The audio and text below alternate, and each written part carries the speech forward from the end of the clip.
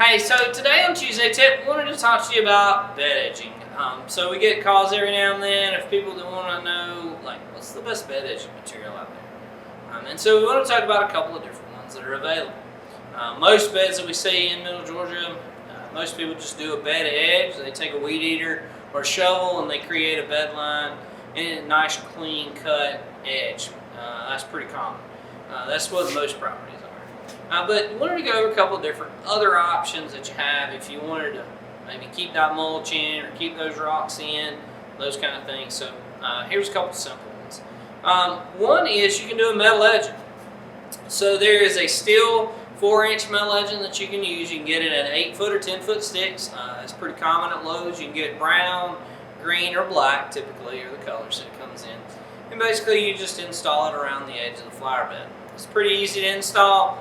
You have these little stakes, you drop them in the ground, that holds it into place. Cost-wise, it's probably a couple of dollars a foot, and it's probably your most economical way of doing an edging. You now also have a composite edging. So we have seen a lot of people that have started putting out this rubber tire type material for edging. That rubber material doesn't really stay in the ground.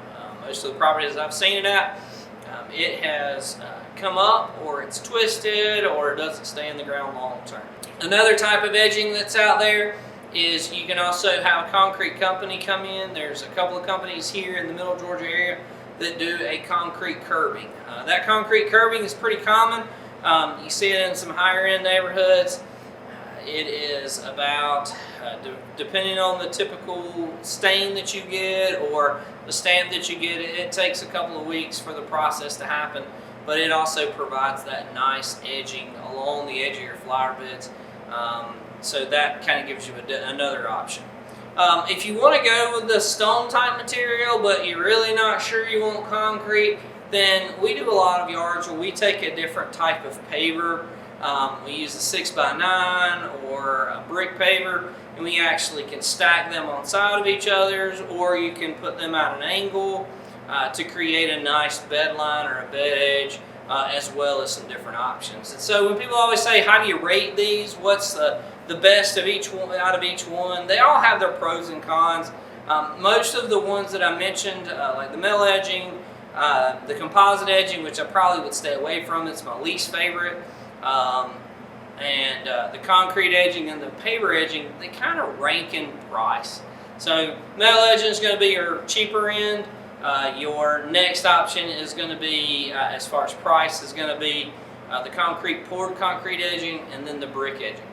And so the thing about brick edging or any kind of edging materials is when you're out there using it in your yard, make sure you stay far enough away from the trees that the tree grows. So I've gone to clients' houses and they said, when we planted the tree, Terry, that was 10 years ago, we never expected the tree to get this big. Trees grow.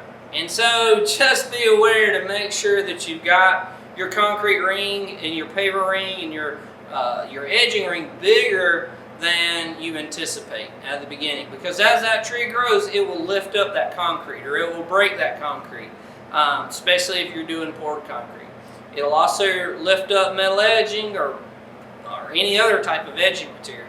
So make sure that as you're out there in the landscape, think about the future of your landscape. What is it going to do? Because you may say, well, it may not be a big deal to you now, but 5, 6, 7 years down the road, you've invested, and some of this material could be $2,000 or $3,000.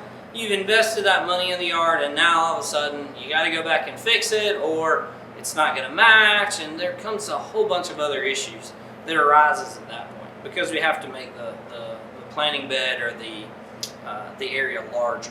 So keep that in mind. Keep also in mind the product that you're using. If you have a metal edging material or a brick material or concrete material, you got to kind of think about it and look at the pros and cons to each one. The cost. How long is it going to last? Metal edging is great until it gets hit by something or whatever.